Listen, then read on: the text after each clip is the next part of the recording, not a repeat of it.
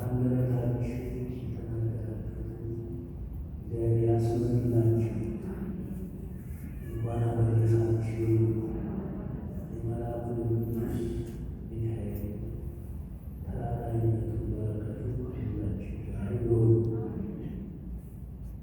ንሴብሖ ለእግዚአብሔር ስቡሐ ዘተሰብሐ። በባህሪው ምስጉን የሆነውን እግዚአብሔርን እናመሰግነዋለን። ምስጋና የሚገባ፣ ውዳሴ የሚገባ፣ አምልኮ የሚገባ ለእሱ ብቻ ነውና በባህሪው ምስጉን የሆነው እግዚአብሔርን እናመሰግነዋለን። ይህን ዓለም ካለመኖር ወደ መኖር ያመጣ እሱ ነውና በውስጡ ያሉትን ፍጥረታት ፈጥሮ ያልተወ፣ በፀሐይ አብሮ በዝናብ አብሮ በፀሐይ አብስሎ ሳያጎድል የሚመግብ ሳያንቀላፋ የሚጠብቅ እሱ ነውና በባህሪው የተመሰገነው ምስጋና የሚገባው እግዚአብሔርን እናመሰግነዋለን። እነሆ ጠላትን አጥፍቶ ጠላትን ደምስሶ ነፃነትን ያወጀ እሱ ነውና በባህሪው ምስጉን የሆነውን እግዚአብሔርን እናመሰግነዋለን። በሰውነታችን ያሉትን አራቱን ባህርያት የሚያስማማ አባ ሕርያቆስ በቅዳሴው እንዳስተማረን አብ ወልድ መንፈስ ቅዱስ ያስተዋድዱ፣ አብ ወልድ መንፈስ ቅዱስ ያስማማሉ። በሰውነታችን ያሉ አራቱ ባህርያት እንዳይጣሉ፣ እንዳይጋጩ፣ እንዳንፈርስ የሚያስማማ እግዚአብሔር ነውና በባህሪው ምስጉን የሆነው እግዚአብሔር እናመሰግነዋለን። ምስጋና የሚገባው እሱ ብቻ ነው። ነፋሱ እሳቱን እንዳያነሳሳው፣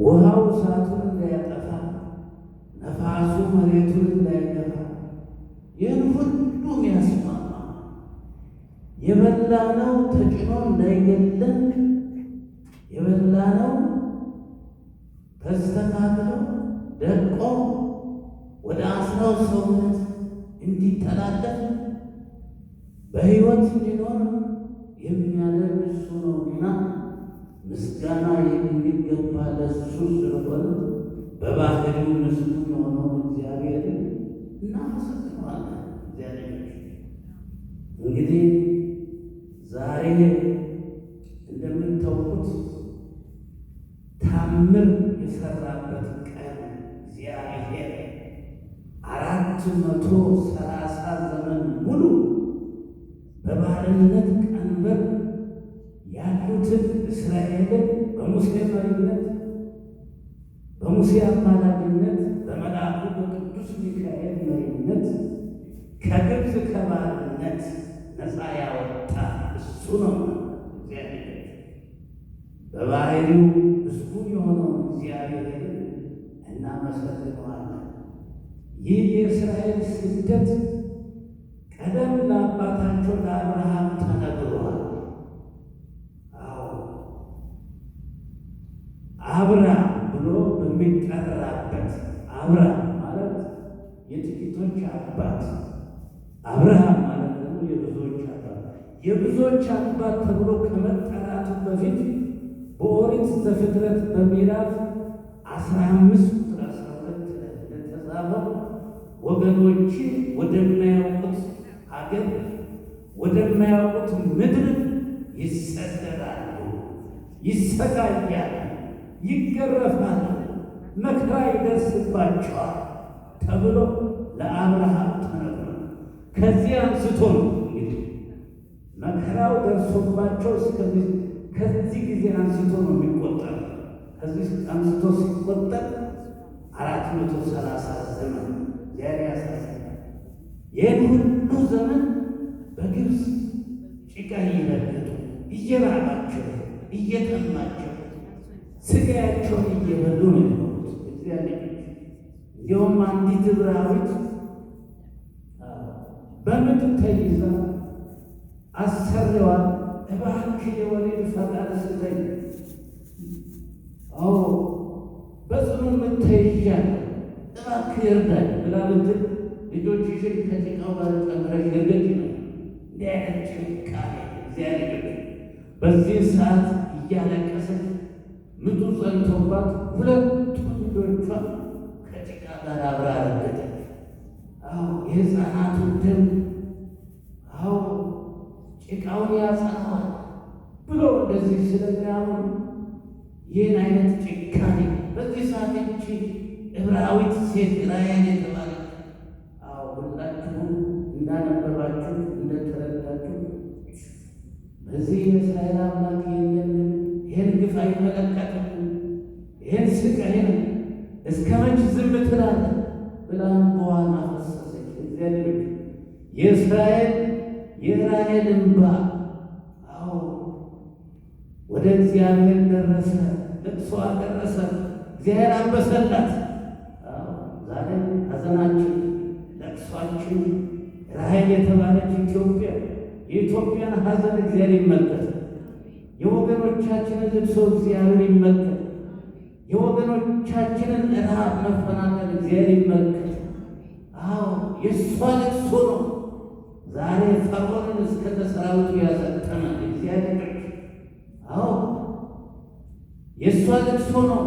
የ80 ዓመቱ ሽማግሌው አዎ እንግዲህ ሙሴን እንደምታውቁት ታሪኩን በኦሪት ዘጸአት አንስታችሁ አንብቡት ታውቁታላችሁ። ይህ ሕፃን በእውነቱ የእግዚአብሔር መግቦት ያልተለየው ጥበቃ ያልተለየው አዎ ንጉሥ ፈርዖን ሕፃናቱ ሲወለዱ ገና ከማይፀን ወንድ ተሆኑ እየቀጨ ይገላል። ወንድ ግደሉ ብሎ አዋጅ ነው እግዚአብሔር። እናቱ እንደወለደች ወደ ባህር ወስዳ በእሳት አድርጋ ጣለች። በዚያ እግዚአብሔር ጥበቃ አልተለየው፣ ጠበቀው። የእግዚአብሔር ጥበቃ ከማይፀን አንስቶ እግዚአብሔር ከማይፀን እስከ ሽበት ድረስ እግዚአብሔር ይጠበቅ። በዚያ ውስጥ ሕፃኑን ጠበቀው እግዚአብሔር። የፈርዖን ልጅ ልትታጠብ ሄዳ እሳቱን ከብታ ስትመለከት ምን የመሰለ ሕፃን ይዛ መጣች። አዎ አሳዳጊ ፈለገች። እግዚአብሔር ደግሞ ጥበበኛ ነው። ለልጁ እናቱን ዙሮ ሰጥ። በጣም ይገርማል። ሰው ይገደል ይጥፋ ተብሎ ሲጣል እንደገና ከንጉሥ ቤት እንዲያድግ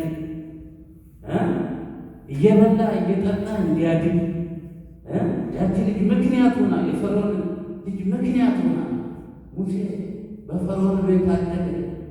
እንደገና አሳዳጊ ይፈለግ ሲባል እግዚአብሔር ጥበብ ደግሞ እናቱ ጡት እያጠባች እንድታሳድግ እንድትንከባከበው እግዚአብሔር ተአምር ነው። እግዚአብሔር በሕይወታችሁ እግዚአብሔር ተአምር ይስራል። አዎ እና ሙሴ በፈርዖን ቤት አደገ፣ ጎለመሰ። ያን ሁሉ ተመለከተና መጨረሻ የወገኖቹ መከራ ትዝ አለው፣ ሰቀቀኑ ትዝ አለው። የፈርዖን የልጅ ልጅ መባልን ተወ፣ እንደማይጠቅም ተመለከተ። ሕዝቤን ነፃ ማውጣት ያንን ጮማው ንግስናውን ሁሉ ተወ፣ ናቀ። ወደ ሚዲያም ሂዶ 40 ዓመት ተቀመጠ። በግ እየጠበቁ እየተላላሉ እንዲያያለ መጨረሻ ላይ የራሔል እንባ ወደ እግዚአብሔር ሲደርስ ሙሴ እንደገና በእግዚአብሔር ፈቃድ ሂድ ወገኖችን ነፃ አውጣ። ሰው በ80 ዓመቱ እግዚአብሔር ያሳያል። በእኛ ሀገር እንግዲህ ለእረፍት ወጥ የ80 ዓመት ሰው የሸመገለ ሰው ምን ይሰራል ትላለህ? እግዚአብሔር እኮ ብሎ ስራውን ይስራል። የሚገርም ስራ የተጨነቀውን ህዝብ አሁን እኛ እኮ እንዲሁ በህሊናችን በአእምሯችን ስናስብ ጉልበት ያለው ወጣት ጠንከር ያለው ወጣት ነው እንዲሁ ይህን መስራት የሚችል እግዚአብሔር ሀሳብ ደግሞ ሌላ ነው። ስለዚህ በህይወታችን በኑሯችን እግዚአብሔር ታምር እንዲያለ በእውነት እግዚአብሔር እንዲዋሃዳችሁ እንዲዋሃደ ጸልዩ እና ይሄን ሂድ ለፈርዖን ሄደን ንገረው ህዝብን ንቀጥላል። እኔ እንዴት ብዬ አንደበተ ኮልታፋ ጉልበት የሌለኝ ብፁዓን ነዳያን ይላቸዋል። አቆ ነዳያን ብሉ እያላቸው ውበቱ እያላቸው እኔ ምን አለን ቢሉ አሁን ዛሬ በዓለማችን እኛ አዋቂዎችን እኛ ተጽዕኖ ፈጣሪዎች ነን እያሉ ሰዎች ይወርቃል። ተጽዕኖ ፈጣሪ ባለቤቱ እግዚአብሔር የመረጣቸው ነው እና ሂዶ ነገረው። እግዚአብሔር ይዞ ይዘጥባል። እሱ ደግሞ እግዚአብሔር ማን ነው? አውቅ አስተማር፣ አሳየው፣ መከረው እንቢ ያለ መጨረሻ ላይ እስከነ ሰራዊቱ ነው የሰመጠ። ለእግዚአብሔር ሳንታዘዝ ስንቀር የእግዚአብሔርን መንገድ ሳንከተል ስንቀር የሚጠብቀን ስጥመት ይችላል። ያን ማወቅ ያስፈልጋል። ከመስጠት ያድነን። በክፉ ሀሳብ ተመስጠን ከእግዚአብሔር ከመለየት ያድነን እግዚአብሔር። ከዚህ ይሄ ያልተጠበቀ በኃይልን ከፍሎ በያዘው በትር በኃይልን ከፍሎ አሻግሯል እግዚአብሔር። ሙሴ እስራኤላውያንን አሻግሯል፣ ግብፅን አሻግሯል፣ መከራን አሻግሯል። በመላኩ ተራዳይነት እስራኤልን እግዚአብሔር እየተንከባከበ ያን ሁሉ ግፍ ተመልክቶ የዚችን የዕብራዊት ሴት ልቅሶ አይቶ እስራኤል ነፃ ወጣች። በሰባት ደመና እየመራ በሰባት አንዱን ከራሳቸው ላይ ዋይ ፀሐይ እንዳያቃጥላቸው፣ አንዱን ደግሞ ከእግር ስር እሾህ እንዳይወጋቸው፣ ሁለቱም በግራ በቀኝ ከፊት ከኋላ ደግሞ አንደኛው ደግሞ የሶስት ቀን መንገድ ተጉዞ የሚለው መንገዱን እየጠረ አቤት እግዚአብሔር ጥበቃ! በእውነቱ እግዚአብሔር ጥበቃ! እግዚአብሔር እንዲዋሃዳችሁ ምእመናን፣ ወጣቶች፣ እናቶች በእውነቱ ምንም ምን ያልቀጥም መጥሩ እግዚአብሔር ተዋህዶ በእናንተ ላይ ታምር እንዲሰራ ብቻ ጸልዩ። የራሔልን እንባ ያበሰ እግዚአብሔር የእኛንም ልቅሶ የወገኖቻችንን ልቅሶ ያድርግ። እንግዲህ ሙሴ የጌታ ኢየሱስ ክርስቶስ ምሳሌ ነው። 5500 ዘመን በሲኦል ሲሰቃዩ የነበሩትን ነፃ ያወጣ ክርስቶስ ነው የእኛ ጌታ። እግዚአብሔር አብ አንድያ ልጁ እስከሚሰጥ ይህን ዓለም ወዶታል። ይህን ዓለም ሂድ ተወለድ፣ ግንድ ተሸከም፣ ተጠራ ብሎ አንድያ ልጁ ልኮ ሲኦልን በስብሶ ነፃ ነፍሳትን ከሲኦል ግብፅ ከተባለች ሲኦል ወደ ገነት ያሸጋገረ ክርስቶስ ነው። እግዚአብሔር የሙሴ በትር ባሕርን ከፍላለች። የሙሴ በትር የፈርዖን ቤተ መንግሥት አፈራርሳለች። የጌታ ኢየሱስ ክርስቶስ መስቀል ታሪክ ቀይሯል። ሲኦልን አፈራርሷል፣ ከፍቷል። የተዘጋው ሲኦል ከፍቷል። የክርስቶስ መስቀል እግዚአብሔር። ስለዚህ ዛሬ የ430 ዘመን ችግር የተቀረፈበት በሙሴ መሪነት በመልአኩ በቅዱስ ሚካኤል ተራዳይነት አማላጅነት እስራኤል ወደሚናፍቋት ከተማ የገቡበት እግዚአብሔር ያሰባቸው እና ስለዚህ እኛንም መድኃኒዓለም ኢየሱስ ክርስቶስ ያስበን። የኢትዮጵያን ችግር የሕዝባችን ችግር ያጥፋል። በእውነት እኛም አሁን ራሔል ተሰብስበን ማልቀስ አለብን። የእኛ እንባ የእግዚአብሔር የምሕረት እጆቹ እንዲዘረጉ ያደርግልን። አንድ ሆነን ማልቀስ፣ አንድ ሆነን ማዘን ይኖርብናል። የእግዚአብሔር ልጅ እና እስራኤልን እየመገበ መና ከደመና እያወረደ መርሆም መዓልተ በደመና ወኩሎ ሌሊተ በብርሃነ ቀኑን በደመና እየመራ ሌሊቱን በብርሃነ እሳት እየመራ ነፃ ያወጣ ቅዱስ ሚካኤል ለእኛም ዛሬ ከእግዚአብሔር ዘንድ ተልኮ ለሀገራችን ለሕዝባችን ለእኛም ሰላም ፍቅሩን ያብዛልን። ወስብሐት ለእግዚአብሔር።